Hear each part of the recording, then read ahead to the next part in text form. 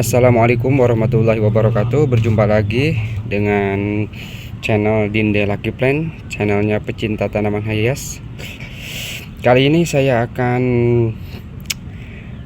membahas tentang tanaman stek sansevieria ya, bukan menanam ataupun membredel atau motek daunnya ya, tapi di sini saya akan share tentang jarak tanam atau istilahnya perlakuan menanam antara stek yang satu dengan stek yang lainnya gitu ya. Nih, kenapa ini di sini saya tempatkan satu pot satu stekan daun ya. Di sini teman-teman bisa melihat ya. Ini ada stekan sansevieria namanya stekan hybrid macho ya. Di sini sengaja saya membuatnya atau menanamnya satu pot satu stek daun ya. Kenapa? Karena di sini saya mengutamakan anakan ya, mengutamakan anakan. Jadi saya akan memprioritaskan anak tumbuh besar ya. Jadi saya pisahin satu stek daun satu pot. Nah, jika saya satuin dalam satu pot ini ada 3 stek daun, maka ketika muncul anakan pertumbuhannya tidak akan maksimal teman-teman.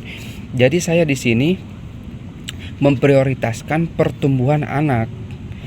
Saya utamakan jika dia tumbuh berkembang dengan baik dan maksimal pertumbuhannya. Jadi saya tanam satu pot satu stek daun.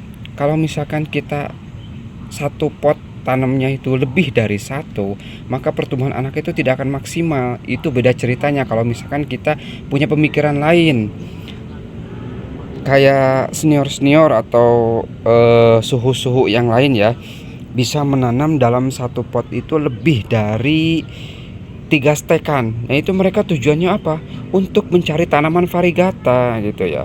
Kalau misalkan mereka udah mempunyai jenis tersebut banyak, tapi mereka belum punya variegata, pasti mereka itu nyari yang variegata. Dengan cara apa? Dengan cara menanam stekan daun ini. Stekan daun ini tanam yang banyak, mereka cari yang variegata. Mereka tidak mencari yang hijauan. Berbeda halnya dengan jenis yang baru. Karena belum banyak yang punya, maka saya tanamlah satu stek daun ini dalam satu pot untuk pertumbuhan anak biar maksimal ya. Di sini juga saya mempunyai tanaman yang stek daunnya dalam satu pot saya tanam banyak ya, berpuluh-puluh. Makanya ini saya akan tunjukkan ya, tanaman yang stek daunnya itu ditanam dalam satu pot ya. Saya tunjukkan teman-teman. Nah, ini dia teman-teman. Inilah stek daun sansevieria yang saya tanam bergerombol ya. Dalam satu pot ini, nih seperti ini. Saya tanam bergerombol banyak. Tujuannya apa? Saya tujuannya bukan untuk menumbuhkan anakan seperti tadi, untuk memaksimalkan anakan, bukan. Saya di sini tujuannya untuk mencari tanaman yang variegata ya teman-teman. Di situ prioritas saya. Jika saya ingin menumbuhkan tanaman atau anakan yang bagus, nah seperti yang sebelumnya tadi, saya akan menumbuhkan atau menanam itu dalam satu pot satu stekan daun ya. Di sini saya dalam satu pot ini saya tanam berpuluh-puluh daun seperti ini. Jadi ketika nanti ada yang variegata, nah baru akan saya ambil. Jika belum dapat variegata, maka terus akan saya perbanyak lagi ya. Di sini fokusnya itu untuk tanaman, mendapatkan tanaman yang variegata. Jika teman-teman menemukan orang yang menanam stek daun seperti ini bergerombol dalam satu pot, kemungkinan besar itu adalah yang mereka cari tanaman yang variegata teman-teman. Berbeda seperti yang sebelumnya tadi, di sana adalah untuk memprioritaskan perkembangan anak ya.